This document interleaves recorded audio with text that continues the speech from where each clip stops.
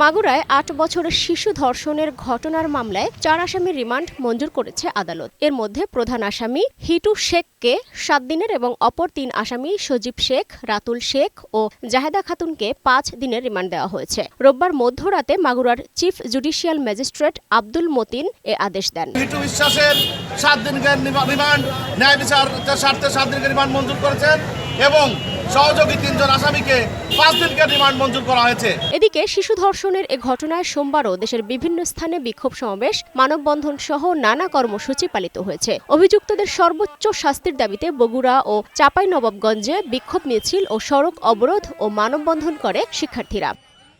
কুমিল্লায় ঢাকা-চট্টগ্রাম মহাসড়ক অবরোধ করে শিক্ষার্থীরা। এতে মহাসড়কে দীর্ঘ যানজট সৃষ্টি হয়। নওগাঁয় স্বরাষ্ট্র উপদেষ্টা ও প্রশাসনকে লাল কার্ড প্রদর্শন করে বিক্ষোভ সমাবেশ করে শিক্ষার্থীরা।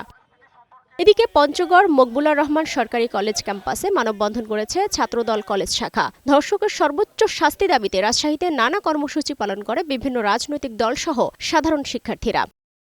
দেশব্যাপী নারীদের বিরুদ্ধে সহিংসতা, ধর্ষণ ও অনলাইনে হয়রানির প্রতিবাদে মানববন্ধন ও বিক্ষোভ কর্মসূচি পালন করেছে সাভার ও ধামরাই সরকারি কলেজ সহ বিভিন্ন শিক্ষা প্রতিষ্ঠানের শিক্ষার্থীরা। মানিকগঞ্জ ও ঝিনাইদহে মানববন্ধন করেছে সাধারণ শিক্ষার্থী ও কলেজ শাখা ছাত্রদল।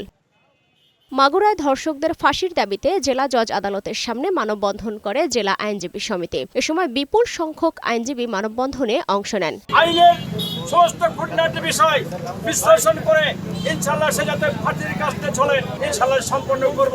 এদিকে সাম্প্রতিক নারী নির্যাতনের প্রতিবাদে ও ধর্ষকদের ফাঁসির দাবিতে নাটোর ও রাজবাড়ীতে মানববন্ধন হয়েছে। এদিকে নির্যাতিত শিশুর শারীরিক অবস্থার কিছুটা উন্নতি হয়েছে বলে জানিয়েছে প্রধান উপদেষ্টার deputy press secretary Abul Kalam Azad Majumdar. তিনি জানান, আজ প্রথমবারের মতো চোখ খুলেছে শিশুটি। ঢাকার সম্মিলিত সামরিক হাসপাতালে চিকিৎসা চলছে তার।